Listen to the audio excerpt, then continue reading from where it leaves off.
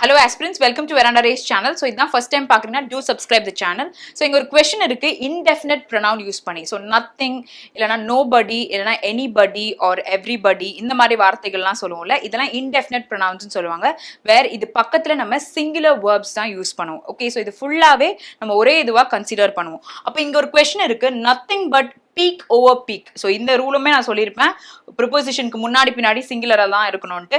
இப்போ இங்கே சப்ஜெக்ட் வந்து நத்திங்கை தான் குறிக்குது. ஸோ ஆப்வியஸா இங்கே என்ன வேர்ப் வரும் அப்படின்னு பார்த்தீங்கன்னா it has to be singular verbs. அப்போ ஆப்ஷன் 2 தான் நமக்கு கரெக்டான answer. You have another question where இங்கே நத்திங் கொடுத்துருக்காங்க பட் மெமரிஸ். ஓகே அப்போ இங்கே சப்ஜெக்ட் நமக்கு எதுவா இருக்கும். ஸோ அதுக்கான வேர்ப் என்ன வரும் அப்படின்றத நீங்க இந்த எரர் ஸ்பாட் இங்க சால்வ் பண்ணி கீழே ஆன்சர் போடுங்க. For more questions like this, do subscribe Veranda Race channel.